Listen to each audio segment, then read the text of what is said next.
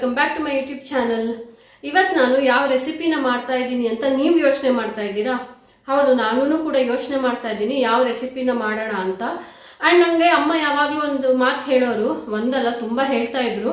ಅದರಲ್ಲಿ ಒಂದು ಮಾತು ಯಾವುದು ಅಂದರೆ, ನಾನು ಎಕ್ಸಾಂಪಲ್ ಸ್ಕೂಲಿಂದ ಬರ್ತಾ ಇದ್ದೆ ಅಂದ್ಕೊಳ್ಳಿ, ಅಮ್ಮ ನಂಗೆ ಬ್ಯಾಗ್ ಎಲ್ಲ ಹೆವಿ ಇರ್ತಾ ಇತ್ತಲ್ವಾ, ಸ್ಕೂಲ್ ಬ್ಯಾಗ್ ಹೊತ್ಕೊಂಡು ಇಲ್ಲೆಲ್ಲ ನೋವು ಬರ್ತಿದೆ ಅಮ್ಮ ಅಂದರೆ, ನೀನು ಗ್ರೀನ್ ವೆಜಿಟೇಬಲ್ ತಿನ್ನಲ್ಲ ಅದಕ್ಕೆ ನಿಂಗೆ ಆಗೋದು ಅಂತಿದ್ರು.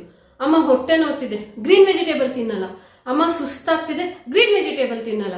ಅಮ್ಮ ನಿದ್ದೆ ಬರ್ತಾ ಇದೆ, ಎಲ್ಲದಕ್ಕೂ ನೀನು ತರಕಾರಿ ತಿನ್ನಲ್ಲ ಅದಕ್ಕೆ ಇದೆಲ್ಲ ಆಗ್ತಾ ಇರೋದು ಅಂತ ಅದೊಂದು ಕನೆಕ್ಷನ್ ಇತ್ತು.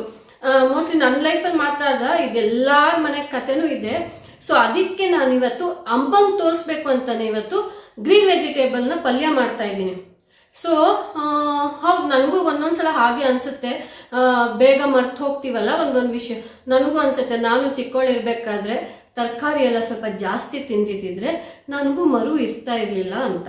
ಸೊ ಅದಕ್ಕೆ ಇವತ್ತು ನಾನು ಒಂದು ಪಲ್ಯನ ಮಾಡ್ತಾ ಇದ್ದೀನಿ, ನಿಮ್ಮ ಜೊತೆಗೂ ಶೇರ್ ಮಾಡ್ತೀನಿ. ನಿಮ್ಗೆ ಇಷ್ಟ ಆದರೆ ನೀವು ಟ್ರೈ ಮಾಡಿ. ಆ್ಯಂಡ್ ಎಸ್ಪೆಷಲಿ ನಿಮ್ಮ ಅಮ್ಮಗೆ ಮತ್ತು ಅತ್ತೆಗೆ ತಿನ್ನಿಸೋದನ್ನ ಮರಿಬೇಡಿ. ಆ್ಯಂಡ್ ಇನ್ನೂ ಒಂದು ಏನು ಅಂದರೆ, ಯಾರೆಲ್ಲ ನನ್ನ ಚಾನಲ್ನ ಸಬ್ಸ್ಕ್ರೈಬ್ ಮಾಡಿಲ್ವೋ ಇದುವರೆಗೂ, ಪ್ಲೀಸ್ ಮಾಡಿ ಅಲ್ಲ, ಒಂದು ಲೈಕ್ ಮಾಡಿ, ಒಂದು ಕಮೆಂಟ್ ಮಾಡಿ, ಅಷ್ಟೇ. ಬನ್ನಿ ಯಾವ ಥರ ಮಾಡ್ತೀನಿ ಅಂತ ನಿಮ್ಗೆ ತೋರಿಸ್ತೀನಿ. ನಾನಿವಾಗ ಫಸ್ಟು ಒಂದು ಪಾತ್ರೆಗೆ ಎಣ್ಣೆನ ಹಾಕ್ಕೋತೀನಿ. ಎಣ್ಣೆ ಸ್ವಲ್ಪ ಬಿಸಿ ಆಗಬೇಕು, ಸೊ ಅಲ್ಲಿ ತನಕ ನಾವು ವೆಯ್ಟ್ ಮಾಡಬೇಕಾಗತ್ತೆ. ಸೊ ಎಣ್ಣೆ ಸ್ವಲ್ಪ ಬಿಸಿ ಆದಮೇಲೆ ನಾನು ಚಿಕ್ಕದಾಗಿ ಶುಂಠಿ ಮತ್ತು ಬೆಳ್ಳುಳ್ಳಿನ ಕಟ್ ಮಾಡಿದ್ದೀನಿ. ಆ್ಯಂಡ್ ಹಸಿಮೆಣಸಿನಕಾಯಿನೂ ನಾನು ಚಿಕ್ಕದಾಗಿ ಕಟ್ ಮಾಡಿದ್ದೀನಿ. ಯಾಕೆ ಅಂದರೆ ಬೀನ್ಸ್ ಮತ್ತು ಹಸಿಮೆಣಸಿನಕಾಯಿ ಅನ್ನೋದು ಕನ್ಫ್ಯೂಸ್ ಆಗಬಾರ್ದು ಅಂತ ನಾನು ಸ್ವಲ್ಪ ಬೀನ್ಸ್ನ ಸ್ವಲ್ಪ ಉದ್ದ ಕಟ್ ಮಾಡಿದ್ದೀನಿ, ಹಸಿಮೆಣಸಿನಕಾಯಿನ ಚಿಕ್ಕದಾಗಿ ಕಟ್ ಮಾಡಿದ್ದೀನಿ. ಆಮೇಲೆ ಇದನ್ನು ಹಾಕಿಬಿಟ್ಟು ಇವಾಗ ನಾನು ಸ್ವಲ್ಪ ಜೀರಾನೂ ಹಾಕ್ತೀನಿ.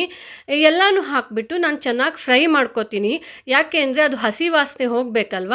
ಸೊ ನಾನು ಚೆನ್ನಾಗಿ ಇವಾಗ ಇದನ್ನು ಫ್ರೈ ಮಾಡ್ಕೋತೀನಿ. ನೀವು ನೋಡ್ಬೋದು ನಾನೆಲ್ಲ ಹಾಕಿದ್ದೀನಿ. ಇವಾಗ ಹಸಿಮೆಣಸಿನಕಾಯಿನೂ ಹಾಕ್ತಾಯಿದ್ದೀನಿ. ಸೊ ನಾನಿಲ್ಲಿ ಒಂದು 2 ಹಸಿಮೆಣಸಿನಕಾಯಿನ ಯೂಸ್ ಮಾಡಿದ್ದೀನಿ. ಸೊ ನಿಮ್ಮ ಖಾರಕ್ಕೆ ತಕ್ಕ ಹಾಗೆ ನೀವು ಯೂಸ್ ಮಾಡ್ಕೋಬೋದು. ಖಾರ ಜಾಸ್ತಿ ತಿಂತೀನಿ ಅನ್ನೋರು ಜಾಸ್ತಿ ಹಾಕ್ಕೊಳ್ಳಿ, ನನ್ನ ಖಾರ ಕಡಿಮೆ ತಿಂತೀನಿ. ಸೊ ಅದಕ್ಕೆ ನಾನು 1-2 ಹಾಕ್ಕೊಂಡಿದ್ದೀನಿ ಅಷ್ಟೇ. ಇದು ಇವಾಗ ಚೆನ್ನಾಗಿ ಫ್ರೈ ಆಗೋ ತನಕ ನಾವು ಕಾಯಬೇಕಾಗತ್ತೆ. ಇದು ಇವಾಗ ಚೆನ್ನಾಗಿ ಫ್ರೈ ಆಗಲಿ.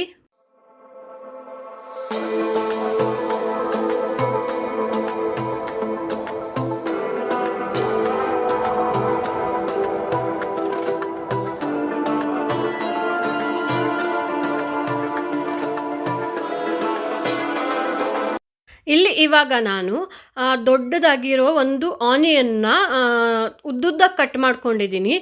ಸೊ ನೀವು ಚಿಕ್ಕದಾಗಿರೋ 2 ಆನಿಯನ್ ತೊಗೊಳ್ಳಿ. ನಾನು 1 ಆನಿಯನ್ನ ಕಟ್ ಮಾಡ್ಕೊಂಡಿದ್ದೀನಿ. ಇದನ್ನು ಇವಾಗ ಚೆನ್ನಾಗಿ ನಾನು ಫ್ರೈ ಮಾಡಬೇಕಾಗತ್ತೆ, ಹಸಿ ವಾಸನೆ ಹೋಗಿ ಟ್ರಾನ್ಸ್ಪರೆಂಟ್ ಕಲರ್ ಆಗೋ ತನಕ.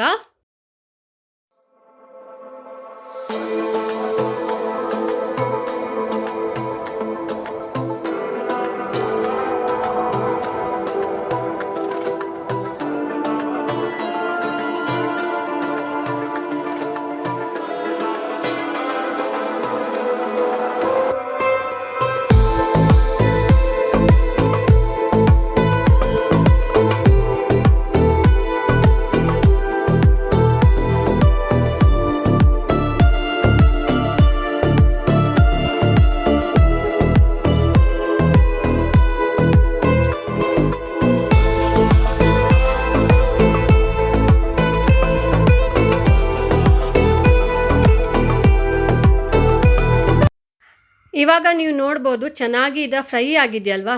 ಇದಕ್ಕೆ ನಾನು ಇವಾಗ ಹಿಂಗು ಪೌಡರ್ನ ಹಾಕ್ತೀನಿ. ಚೆನ್ನಾಗಿ ತುಂಬ ಎಷ್ಟಾಗುತ್ತೋ ಅಷ್ಟು ಹಾಕಿ, ಯಾಕೆಂದರೆ ಬೀನ್ಸ್ ಕೂಡ ನಿಮಗೆ ಗ್ಯಾಸ್ಟ್ರಿಕ್ ಆಗುತ್ತೆ. ಆಮೇಲೆ ಸ್ವಲ್ಪ ನಾನು ಟರ್ಮರಿಕ್ ಪೌಡರ್ನ ಹಾಕಿ ಇವಾಗ ಸ್ವಲ್ಪ ಅಚ್ಚ ಖಾರದ ಪುಡಿನ ಹಾಕಿದ್ದೀನಿ. ನಾನು ಮೊದಲೇ ಹೇಳಿದ್ದೀನಿ, ಖಾರ ನಿಮ್ಗೆ ಎಷ್ಟು ಬೇಕೋ ಅಷ್ಟು ಹಾಕ್ಕೊಳ್ಳಿ. ಆಮೇಲೆ ನಾನು ಕೊತ್ತಂಬರಿ ಪೌಡರ್ನ ಸ್ವಲ್ಪ ಹಾಕಿದ್ದೀನಿ. ಇದನ್ನು ಇವಾಗ ನಾನು ಚೆನ್ನಾಗಿ ಫ್ರೈ ಮಾಡ್ಕೊತೀನಿ. ಸೊ ಅದು ಹಸಿ ವಾಸನೆ ಎಲ್ಲ ಹೋಗಬೇಕು ಮಸಾಲೆದು, ಆವಾಗಲೇ ಚೆನ್ನಾಗಿ ಬರುತ್ತೆ, ಇಲ್ಲಾಂದರೆ ಒಂಥರ ಹಸಿ ಹೊಡೆಯುತ್ತಲ್ವ.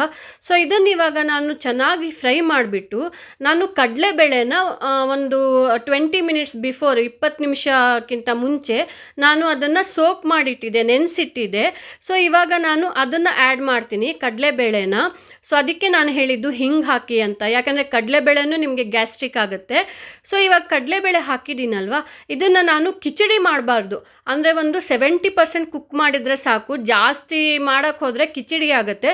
ನಮಗೆ ಕಿಚಡಿ ಮಾಡೋದಿಲ್ಲ, ನಾನು ಇಲ್ಲಿ ಪಲ್ಯ ಮಾಡ್ತಾಯಿದ್ದೀನಿ. ಸೊ ನೀವು ನೋಡ್ಬೋದು, ಇದಕ್ಕೆ ನಾನು ಇವಾಗ ಒಂದು ಸ್ವಲ್ಪ ಉಪ್ಪನ್ನ ಹಾಕಿದ್ದೀನಿ. ಇದಕ್ಕೆ ಇವಾಗ ನಾನು ಸ್ವಲ್ಪ ನೀರನ್ನ ಹಾಕಿಬಿಟ್ಟು, ಜಾಸ್ತಿ ನೀರು ಹಾಕಬೇಡಿ, ಮತ್ತೆ ನಾನು ಹೇಳ್ತಾ ಇದ್ದೀನಿ ಕಿಚಡಿ ಮಾಡಬಾರ್ದು, ನಮಗೆ ಪಲ್ಯ ಮಾಡಬೇಕು. ಸೊ ಅದಕ್ಕೆ ಎಷ್ಟು ಬೇಕೋ ನಾನು ಅಷ್ಟು ನೀರನ್ನ ಹಾಕಿಬಿಟ್ಟು ಸ್ವಲ್ಪ ಇವಾಗ ನಾನು ಮಿಕ್ಸ್ ಮಾಡ್ಕೋತೀನಿ. ಇದು ಸ್ವಲ್ಪ ನಾನು ಮಿಕ್ಸ್ ಆದಮೇಲೆ ಇವಾಗ ನಾನು ಲಿಡ್ನ ಕ್ಲೋಸ್ ಮಾಡಿ ಇಡ್ತೀನಿ. ಒಂದು 70% ಇದು ಬೆಂದರೆ ಸಾಕು, ಜಾಸ್ತಿ ಏನು ಬೇಯಬೇಕಾಗಿಲ್ಲ. ಲಿಡ್ ಕ್ಲೋಸ್ ಆಗಿದೆಯಲ್ವ, ಇವಾಗ ನಾನು ಲಿಡ್ ಓಪನ್ ಮಾಡಿದ್ದೀನಿ. ನೀವು ನೋಡ್ಬೋದು ಇದು ಇವಾಗ 70% ಬಾಯ್ಲ್ ಆಗಿದೆ. ಇದಕ್ಕೆ ನಾನು ಇವಾಗ ಏನು ಮಾಡ್ತೀನಿ ಅಂದರೆ, ಉದ್ದುದ್ದ ನಾನು ಆವಾಗಲೇ ಹೇಳ್ದಾಗೆ ಸ್ವಲ್ಪ ನಾನು ಉದ್ದನೇ ಕಟ್ ಮಾಡಿದ್ದೀನಿ ಬೀನ್ಸ್ನ. ಆ ಬೀನ್ಸ್ನ ನಾನು ಇವಾಗ ಹಾಕ್ಕೋತೀನಿ. ಇನ್ನೊಂದೇನು ಅಂದರೆ, ನಮ್ಮಮ್ಮ ಫೋನ್ ಮಾಡಿದಾಗೆಲ್ಲ ನಾನು ಆಲ್ಮೋಸ್ಟ್ ಎಲ್ಲ ಎಗ್ ರೆಸಿಪಿನೇ ಮಾಡ್ತಾ ಇರ್ತೀನಿ.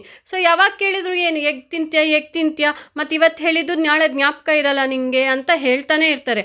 ಅದಕ್ಕೆ ಇವತ್ತು ಹಠಕ್ಕೋಸ್ಕರ ಅವ್ರಿಗೆ ತೋರಿಸ್ಬೇಕು ಅಂತಲೇ ನಾನಿವತ್ತು ಬೀನ್ಸ್ ಪಲ್ಯನ ಮಾಡ್ತಾ ಇರೋದು. ಸೊ ಅವ್ರಿಗೂ ಗೊತ್ತಾಗಲಿ ನಾನು ಬರೀ ಎಗ್ ಐಟಮ್ಸ್ ಅಲ್ಲ, ತರಕಾರಿನೂ ತಿಂತೀನಿ ಅಂತ. ಎಲ್ಲದಕ್ಕೂ ಇವಾಗಲೂ ಕನೆಕ್ಟ್ ಮಾಡ್ತಾರೆ ಅವರು. ನನಗೆ ಅಮ್ಮ ನಿದ್ದೆ ಬರ್ತಿಲ್ಲ, ನಿದ್ದೆ ಕಡಿಮೆ ಆಗ್ತಿದೆ ಅಂದರೆ ನೀನು ಬರೀ ಮೊಟ್ಟೆ ತಿಂತೀಯ, ಅದಕ್ಕೆ ಹಾಗಾಗ್ತಾ ಇರೋದು, ತರಕಾರಿನೇ ತಿನ್ನಲ್ಲ ಅಂತ. ಸೊ ಅದಕ್ಕೆ ಇವತ್ತು ಮಾಡ್ತಾ ಇದ್ದೀನಿ.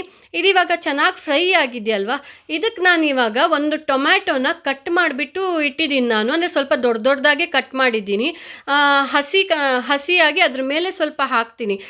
ನೀವು ಕೇಳ್ಬೋದು, ಆವಾಗಲೇ ಟೊಮ್ಯಾಟೋನ ಯೂಸ್ ಮಾಡಿದ್ದೀರಲ್ಲ ಮತ್ತೆ ಯಾಕೆ ಯೂಸ್ ಮಾಡಬೇಕು ಅಂತ. ಆ ಟೊಮ್ಯಾಟೊ ನಿಮಗೆ ಬೇರೆ ಫ್ಲೇವರ್ ಕೊಡುತ್ತೆ. ಇವಾಗ ನಾನು ಇದನ್ನು ರಾ ಆಗಿ ಹಾಕಿರೋದ್ರಿಂದ ಇದರಲ್ಲಿರೋ ಹುಳಿ ಸ್ವಲ್ಪ ಬಿಟ್ಕೊಳ್ಳುತ್ತೆ. ಸೊ ಆವಾಗ ಸ್ವಲ್ಪ ಉಪ್ಪು, ಖಾರ, ಹುಳಿ ಎಲ್ಲ ಸೇರಿಬಿಟ್ಟು ಆ ಒಂದು ಡಿಶ್ದು ನಿಮಗೆ ಫ್ಲೇವರೇ ಚೇಂಜ್ ಮಾಡುತ್ತೆ. ಇದನ್ನು ಇವಾಗ ನಾನು ಸ್ವಲ್ಪ ಮುಚ್ಚಿಡ್ತೀನಿ. ಇವಾಗ ನಾನು ನೋಡ್ಬೋದು ಲಿಡ್ನ ಓಪನ್ ಮಾಡ್ತಾ ಇದ್ದೀನಿ. ಇವಾಗ ಕಂಪ್ಲೀಟಾಗಿ ಆಗಿದೆ ಇದು. ನಾನು ನೋಡಿ ಮರ್ತೆ, ಯಾಕೆಂದರೆ ನಾನು ಚಿಕ್ಕವಳಿರಬೇಕಾದ್ರೆ ನಾನು ತರಕಾರಿನ ತಿಂತಾ ಇರಲಿಲ್ಲ. ಸೊ ಅದಕ್ಕೆ ನಾನು ಮರೆಯೋದು ಜಾಸ್ತಿ ಆಗಿದೆ. ಇವಾಗ ಎಲ್ಲ ಹಾಕಿದ್ದೀನಿ.